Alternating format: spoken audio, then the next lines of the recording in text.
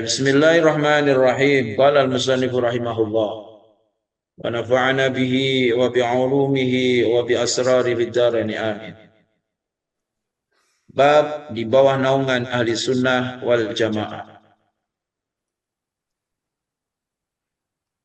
Hadratus saya dawuh setelah wafatnya Rasulullah sallallahu alaihi wasallam, maka secara otomatis wahyu telah terputus. Dan setelah habisnya para sahabat, maka pudarlah tali ikatan problematika. Ya. Lemahlah penggalian ayat mutasyabihat dari ayat muhkam sesuai dengan sesuai yang terdengar dari Nabi sallallahu alaihi wasallam. Begitulah keadaannya apabila Rasulullah sallallahu alaihi wasallam telah wafat. Dan kemudian zaman sahabat pun sudah berakhir, sahabat-sahabat sudah tak ada, yang tinggal adalah tabi'in, ya. Maka mulai lemah penggalian ayat mutasyabih dari ayat muhkam. Ayat muhkam berarti ayat yang jelas, maknanya jelas. Mutasyabih itu berarti sesuatu yang ada keserupaan-keserupaan, ya. Kalau tak betul-betul memahaminya, maka akan membahayakan i'tiqad. Baik. Dan muncullah gejolak-gejolak dalam hati, sehingga hati semakin menyimpang dan terdinding dari kontak batin. Dan semakin banyak pembicaraan serta semakin berkembang pembahasan yang tidak berarti dan tidak sejati. Sebab apa? Dah jauh daripada sahabat. Ini. Walaupun memang tabi'in belajar daripada sahabat. Semakin luas kawasan Islam, mungkin semakin tercemari dengan pengaruh-pengaruh budaya dan lain sebagainya. Baik. Sehingga hati semakin menyimpang dan terdinding dari kontak batin, dan semakin banyak pembicaraan serta semakin berkembang pembahasan yang tidak berarti dan sejati. Sehingga semakin sedikit generasi pembawa hikmah dan semakin jarang para tokoh yang memiliki mata hati. Nah ini. Maka itu hal ini sesuai dengan apa yang dikatakan oleh Rasulullah sallallahu alaihi wasallam, bahwa umatku nanti akan berpecah belah dan menjadi 73 golongan. Kan?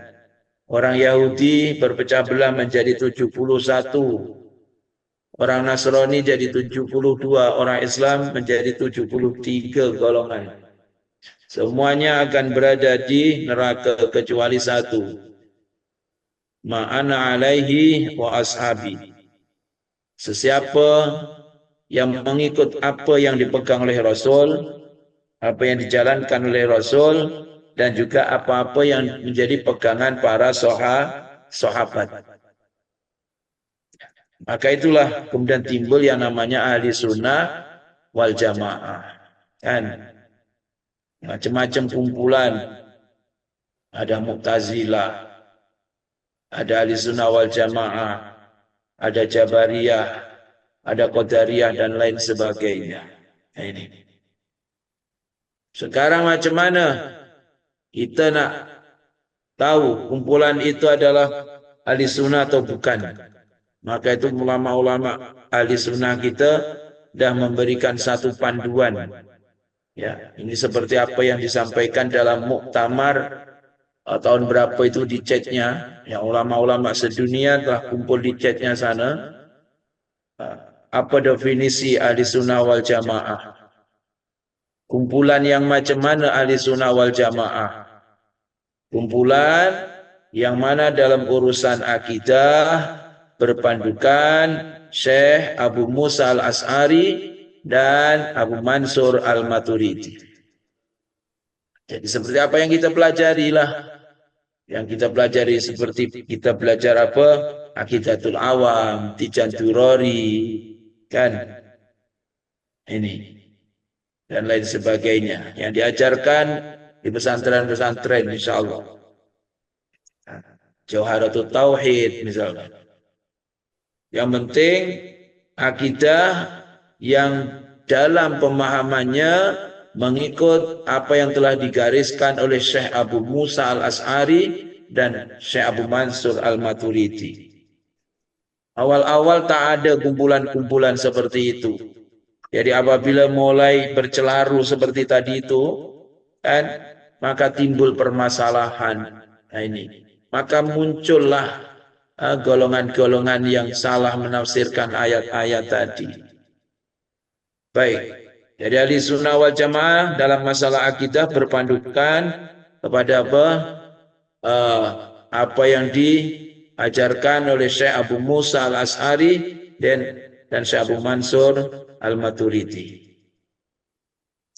Kemudian dalam masalah amaliyah, ubudiyah, fik pula dia berpegang dengan salah satu 4 mazhab. Ya, ada golongan yang langsung direct dengan Quran hadis, kan? Dia tak nak bermadhab-madhab, kan? Nah, itu mereka punya, terserah mereka lah. Dia nak direct dengan hadis ke, nak direct dengan Quran ke. Kalau kiai-kiai dulu enak aja kan. Kita tinggal masuk toko, pakailah cincin yang sudah dibuat. Tinggal ambil cincin dipakai. Apa nak susah-susah masuk tengah-tengah Kalimantan nak cari emas belum tentu dapat. Dah. Kenapa apa kat sana? Asal kononnya apa nak masuk dalam Quran kononnya. Begitulah. Itu hanya dikiaskan. Ya. Baik. Jadi dalam masalah fiqh berpandukan pada salah satu 4 mazhab. Kalau macam kita berpandukan ajarannya Imam Asy-Syafi'i radhiyallahu anhu. Dalam masalah akhlak, dalam masalah akhlaklah ataupun ihsan, kan? Kalau kita kembali kepada hadis Jibril, ma huwal iman, ma huwal islam, ma huwal ihsan. Al ihsan anta abudallah ka'annaka tarah. Itulah ya ini masalah tasawuf, masalah akhlak. Masalah akhlak berpandukan kepada Syekh Junaid Al-Baghdadi, ya. Kalau macam kita ikut apa yang diajarkan oleh Hadratus Syekh dari gurunya sampailah Kanjeng Syekh, kan? Kanjeng Syekh dari guru-gurunya sampailah kepada Rasulullah sallallahu alaihi wasallam. Itu macam paling mudah, ya. Jadi nak tahu ciri-cirinya yang 3 tadi. Di saat itulah muncul berbagai macam ahli bid'ah, ya. Dan makna ayat mutasyabihat dipermasalahkan dengan mengabaikan apa yang terdengar dari Nabi sallallahu alaihi wasallam. Ya, diartikan mengikut pemahaman mereka. Ini jauh dari apa yang telah disampaikan oleh Rasulullah sallallahu alaihi wasallam. Ayat mutasyabih paling mudah contohlah. Ar-Rahmanu 'alal 'arsy istawa, itu ayat mutasyabih. Ataupun yadullah fawqa aydihim, itu ayat mutasyabih. Ayat apabila dipahami secara langsung zahirnya akan menyerupakan Allah kepada makhluknya. Ya. Maka itu kalau kita belajar dulu kalau di pondok pendapat khalaf macam mana, pendapat salaf macam mana tentang ayat mutasyabih. Itu aja. Ada yang golongan tafwid, ada golongan takwil. Tafwid berarti menyerahkan kepada Allah yang yaliku bijalali, yang sesuai dengan keagungan Allah. Yadullah fawqa aydihim, contoh ya yad gitu saja. Yad yang sesuai dengan keagungan Allah. Tapi ulama khalaf menafsiri yadullah adalah kekuasaan. Sebab tangan itu biasanya diartikan kekuasaan. Orang menjalankan sesuatu dengan tangannya, kekuasaan. Nah, ini ulama kholaf mengartikan dengan kekuasaan. Memang mudah dipahami, tapi ulama kholaf ini kalau ulama salaf dikembalikan kepada apa yang dikehendaki oleh Allah, itu lebih selamat. Itu aja. Tapi ulama kholaf mudah dipahami. Yad bermakna kekuasaan. Padahal kan belum tentu di sisi Allah apa yang dikehendaki oleh Allah kita pun tak tahu, kan gitu. Baik, itu contoh-contoh ayat mutasyabih. Banyak ya ayat mutasyabih, hadis mutasyabih. Nah ini. Baik. Sehingga diikuti oleh orang-orang yang hatinya terdinding dan menyimpang serta terbalik. Jadi karena dah tak memahami apa yang disampaikan oleh Rasul, kan? Dan jauh dari Rasul, jauh dari sahabat, golongan-golongan tertentu dia menafsirkan ayat-ayat mutasyabiah dengan kemauannya sendiri. Hampir saja masalah agama berada dalam kegelapan dan kekaburan. Ya. Seandainya Allah Subhanahu wa taala tidak menguatkan dan mengukuhkan umat Islam dengan para imam yang luhur dan ulama pewaris Nabi sallallahu alaihi wasallam serta salafus saleh dari ahli sunnah wal jamaah, maka saat itulah muncul kumpulan ahli sunnah wal jamaah yang mempertahankan ajaran Rasulullah, yang mempertahankan ajaran sahabat, yang dinamakan ahli sunnah, yakni mengikut sunnah Rasul wal jamaah dan ikut sunnah jamaah sahabat. Nah ini. Baik. Maka mereka bangkit untuk menghadapi dan menangkis ahli bid'ah. Ya. Saat itulah muncul bermacam-macam timbulnya mazhab-mazhab dan lain sebagainya. Nah ini. Ya. Maka mereka bangkit untuk menghadapi dan menangkis ahli bid'ah tadi, mendudukkan dan menunjukkan kesalahan serta mengurai semua kekaburan mereka. Alhamdulillah Allah masih masih menjaga agamanya dengan ulama-ulama tadi yang ahli dalam bidangnya masing-masing, sehingga dapat menunjukkan kesalahan-kesalahan yang dilakukan oleh ahli-ahli bid'ah tadi.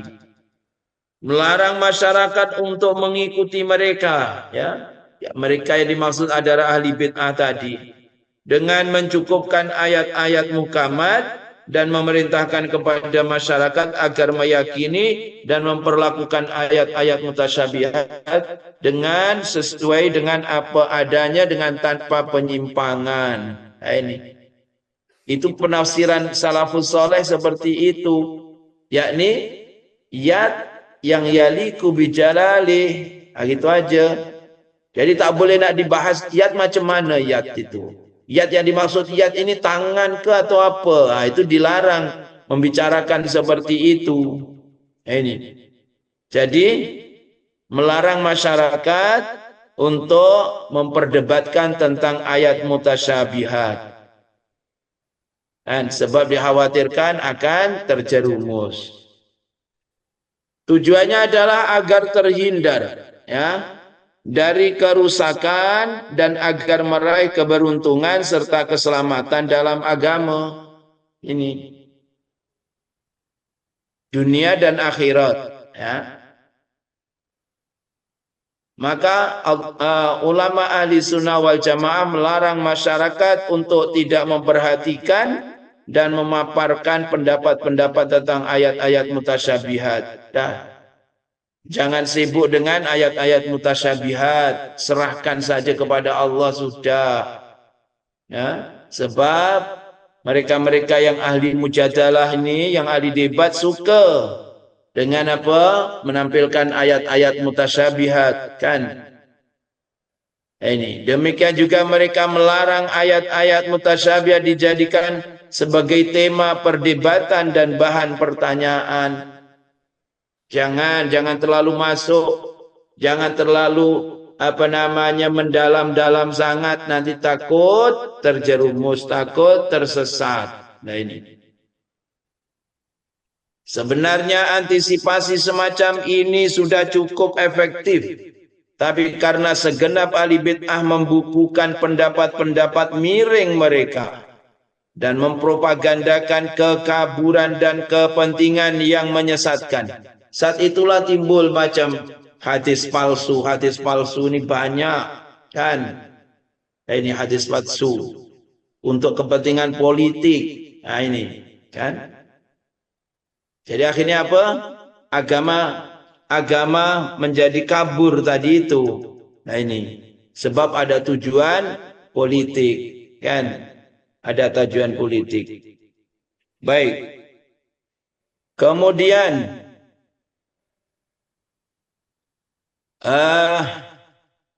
maka dengan pertolongan Allah ya subhanahu wa ta'ala, para ulama ahli sunnah wal jamaah membukukan karya-karya mereka yang sangat berharga. Nah, ini maka muncullah ulama-ulama ahli sunnah wal jamaah, sama ada dari bidang akidah ataupun bidang fiqh ataupun bidang tasawuf, itu muncul masing-masing ya. Kemudian membukukan karya-karya mereka yang sangat berharga dan bisa dijadikan pedoman dengan disertai berbagai macam argumen, dalil, baik yang bersumber dari Al-Quran, Al-Hadis maupun akal sehat. Maka itu kalau kita belajar akidah Ahlussunnah wal Jamaah biasanya tidak lepas dari apa? Dalil nakli, dalil akli, ya. Dalil nakli, contohlah kalau qul huwallahu ahad, Allah ini ahad, Allah ini satu, mana dalilnya? Kalau dalil naklinya yang dinukil dari Quran adalah qul huwallahu ahad ataupun wa ilahukum ilahu wahid. Nah, itu contoh dalil nakli yang dinakal, yang dipindah daripada Al-Quran, ataupun dalil akal yang sehat ya. Allah ini satu, kalau dua berarti menunjukkan kelemahan ya. Kalau dua, macam mana kalau terjadi apa namanya perbezaan, akan gaduh lah dua-duanya ini. Ataupun kalau dua akhirnya sama bagi-bagi kekuasaan, akhirnya tak mutlak, kuasanya tak mutlak. Nah ini contoh lah, itu dalil secara akal ya. Baik, kemudian sehingga Allah subhanahu wa ta'ala menampakkan kebenaran pada lisan mereka dan mencegah ahli batil dan penyimpangannya, serta memadamkan api ahli bid'ah dan orang-orang yang menuruti hawa nafsu, yakni kepentingan yang hina. Jadi banyak mempropagandakan untuk urusan kumpulan masing-masing. Nah, ini banyak yang dilakukan hanya berdebat, menjatuhkan golongan yang lain, contoh. Nah ini ya. Sehingga timbul apa namanya, timbul kumpulan-kumpulan yang sesat. Nah ini timbul sebab untuk menyokong golongannya, dia membuat hadis. Maka di sana banyaklah hadis palsu, bukan hadis dhaif, hadis palsu. Hadis dhaif masih boleh dipakai untuk fadailul a'mal, tapi kalau hadis palsu tak boleh. Baik. Semoga Allah subhanahu wa ta'ala membalas dan meridhai mereka dengan balasan dan keridhaan yang utama, agung dan sempurna, serta meluhurkan darjat mereka di dalam surga Iliyin bersama para nabi, siddiqin, syuhada dan hamba-hamba Allah yang saleh ketika berjumpa dan menatap keindahan, kemuliaan dan kesempurnaan zat Allah subhanahu wa ta'ala. Amin ya rabbal alamin. Sebagai rasa terima kasihnya kepada siapa? Pemimpin ahli sunnah wal jamaah tadi yang menyusun kitab-kitabnya, sehingga masyarakat tidak tidak hanyut terlalu jauh sehingga dibetulkan perjalanannya. Sebagian keagungan dan keindahan anugerah Allah Subhanahu wa taala pada hambanya adalah keselamatan fitrah. Ya. Keselamatan fitrah berarti akalnya ini masih suci, berpikirnya masih suci. Kesucian hati dan sedikitnya bicara, ini diantaranya lah. Nah, jadi golongan-golongan yang diberikan anugerah seperti itu, dia tak banyak berdebat, tidak. Nah, dia sangat sedikit bicaranya. Dengan demikian seorang hamba akan mendapatkan hikmah, meraih mata hati dan mendengar bisikan-bisikan yang datang dari Allah Subhanahu wa taala di dalam hatinya, mendapatkan ilham. Nah ini. Serta akan menghidupkan negaranya yang subur dengan petunjuk, ilmu dan yakin yang melaksana hujan. Kan diibaratkan ilmu itu kan macam hujan. Nah ini. Ilmu macam hujan. Jadi kalau hujan dapat menyuburkan tanah, begitulah juga ilmu dapat menyuburkan hati. Innallaha yuhyil qalbal mayyit binuril hikmah kama annallaha yuhyil ardhal maitah bima'il matar. Allah Subhanahu wa taala menghidupkan hati yang mati tadi dengan nur cahaya hikmah, berarti cahaya ilmu. Sebagaimana Allah menghidupkan tanah yang gersang, tanah yang tandus dengan adanya air hujan. Maka pentingnya ilmu. Nah ini. Selain dengan subur dengan petunjuk ilmu dan yakin yang laksana hujan sehingga akan menumbuhkan pepohonan dengan izin Allah Subhanahu wa taala. Ini hanya ibarat saja kan. Dengan banyaknya ilmu yang diberikan oleh ulama-ulama, maka tumbuhlah, ramailah ulama-ulama yang baru ya, pada bidangnya masing-masing. Ini. Maka dengan izin Allah yang maha lembut dan halus kasih sayangnya, maha perkasa, maha mulia lagi maha Allah Subhanahu wa taala berfirman dalam surah Ibrahim ayat 24 hingga 25. A'udzu billahi minasyaitonir rajim. Alam tara kaifa daraballahu masalan kalimatan thayyibatan kasyajaratin thayyibah asluha sabitun wa far'uha fis sama tu'ti ukulaha kullahinin biizni rabbiha wa yadribullahu al-amsala lin-nasi la'allahum yatadzakkarun. Tidakkah kamu perhatikan bagaimana Allah telah buat perumpamaan kalimat yang baik seperti pohon yang baik. Ya, kalimah yang baik, kalimah yang baik seperti pohon yang baik, yang mana akarnya teguh dan cabangnya menjulang ke langit. Ya, pokok yang baik kan begitu, akarnya teguh, tak mudah goyah, dan cabangnya menjulang ke langit. Pohon itu memberikan buahnya pada setiap musim dengan seizin Tuhannya. Allah membuat perumpamaan-perumpamaan itu untuk manusia supaya mereka selalu ingat.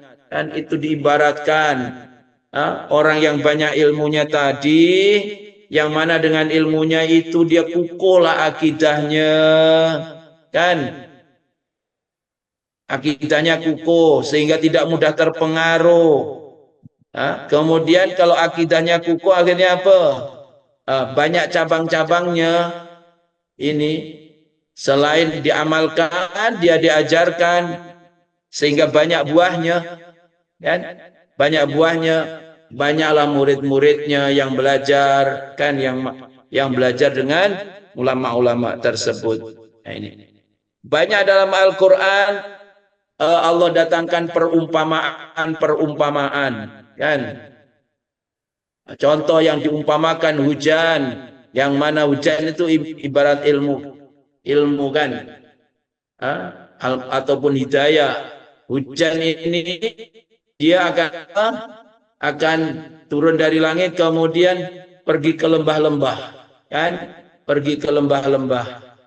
Ada kemudian di situ ada zabat ataupun apa namanya buih-buih, kan? Buih yang nampak buihnya, tapi airnya tak nampak. Tapi apabila kena angin, buih itu hilang. Tapi akhirnya yang ada adalah airnya, yang memberi manfaat kepada manusia adalah airnya. Nah ini banyak perumpamaan-perumpamaan, ya, perumpamaan. Jadi ada yang menafsiri perumpamaan itu tadi ilmu, kemudian menerima ilmu tapi hanya digunakan untuk berhujjah saja. Nah, itu macam buih lah ibaratnya, bukan diamalkan tapi hanya untuk hujjah. Dia pandai, dia belajar supaya pandai sebab tujuannya untuk berhujjah saja, bukan untuk diamalkan. Maka akhirnya hilang begitu. Yang air gambarkan air tadi itu air yang apa, memenuhi contoh kolam, karena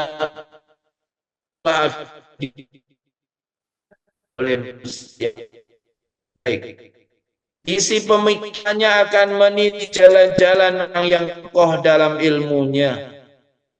Jelas. Amal dan yakin. Jadi ilmu saja tak cukup, kan? Amal juga, tapi juga tak cukup itu semua, mesti ditambah dengan yakin. Kalau istilahnya apa? Kalau yai amal yang ilmiah, ilmu yang amaliyah, kan gitu. Amal yang berdasarkan ilmu dan ilmu yang diamalkan, bukan ilmu yang hanya untuk hujah-hujah saja. Dan tujuannya punya ilmu bukan hanya untuk hujah, ya, bukan. Nah, ini.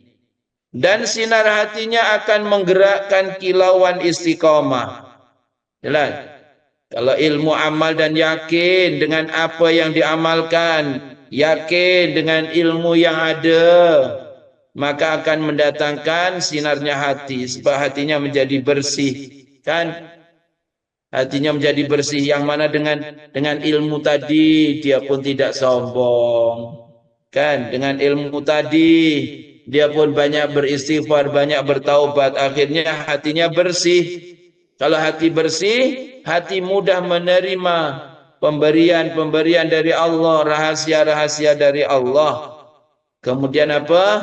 Akan menggerakkan kilauan istiqomah. Akhirnya dia istiqomah dalam beramal, istiqomah dalam keyakinannya, kan? Innalladzina qalu rabbuna Allah summastaqamu.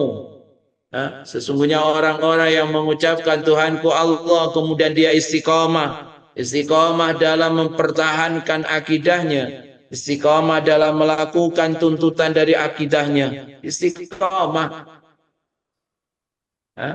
Dan juga akhirnya apa yang timbul juga? Tumakninah, tenang. Tenang, diuji macam mana pun tenang, kan? Sebab dia yakin itu semua ketentuan Allah. Kan? Kadang-kadang ada orang diuji macam-macam ujian, kan? Allah dah memberitahu semua manusia akan diuji, kan? Sama ada diuji kurangnya penghasilan, diuji dengan hilangnya meninggalnya orang yang disayangi dan lain sebagainya. Tapi pada akhir ayatnya, wabasyiris sabirin, berilah kabar gembira kepada orang-orang yang sabar. Insya Allah berkahnya ilmu yang ada, dia sabar dengan bermacam-macam ujian itu. Sebab dia dah yakin, sebab segala sesuatu yang bukan bagiannya tidak akan sampai kepadanya. Dan apa yang menjadi bagiannya mesti akan sampai kepadanya. Ini sebab dia meyakini semua perkara ini terjadi karena ketentuan dan izin Allah Subhanahu wa ta'ala. Kalau sudah sebegitu, maka akhirnya menjadi stabil, kan? Istiqomah, tumakninah dan kestabilan. Stabilah, stabil akhirnya orangnya, tak mudah goyah, kan? Tak mudah goyah, dirongrong macam mana pun insya Allah tak goyah, sebab dah punya panduan tadi. Allah Subhanahu wa taala berfirman dalam surah An-Nahl ayat 69, "Summa kuli min kullis samarat fasluki subula rabbiki dzulula yakhruju min butuniha syarabun mukhtalifun alwanuhu fi shifaa'un linnas inna fi dzalika laayatan liqaumin yatafakkarun." Dan kemudian makanlah dari tiap-tiap macam buah-buahan dan tempuhlah jalan Tuhanmu yang telah dimudahkan bagimu. Ya, ini maka kita kena berikhtibar semuanya ayat-ayat ini tadi hubungannya pada akhirnya la'allahum yatadzakkarun, liqaumi yatafakkarun, untuk berpikir semuanya. Nah ini. Baik, dari perut lebah itu keluar minuman madu yang bermacam-macam warnanya, kan? Di dalamnya terdapat obat yang menyembuhkan bakteri. Apa namanya? Dari tempat yang kotor keluar madu. Nah, ini itu Subhanahu wa taala macam mana madu dari lebah itu. Nah, ini. Ya, yang mana dalam madu itu terdapat obat yang menyembuhkan bagi manusia. Ini diantara ini Allah yang menyampaikan. Diantara obat yang mujarab adalah madu. Nah, maka madu macam-macam kegunaannya kan. Kalau dulu kalau Kak Pondok zaman Habib Abdullah kalau Ramadan CMG susu telur madu jahe mesti ada madu. Ini untuk kesehatan. Ini. Baik, sesungguhnya pada yang demikian itu benar-benar terdapat tanda kebesaran Tuhan bagi orang-orang yang mau memikirkan. Jadi semua ini tanda-tanda kebesaran.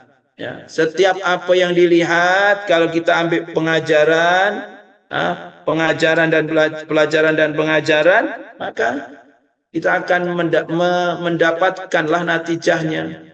Kan?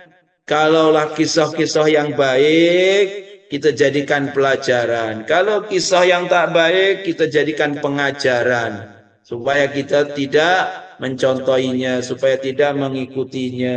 Kan? Banyak dalam ayat-ayat Al-Quran. Kisah-kisah dalam Al-Quran seperti itulah. Di antara supaya apa? Kita berpikir. Supaya kita berpikir. Sebab apa yang terjadi kepada kita, benda itu juga terjadi kepada mereka. Tapi mereka itu dapat bertahan. Kenapa? Sebab mereka sudah meyakini ini semua ketentuan Allah Subhanahu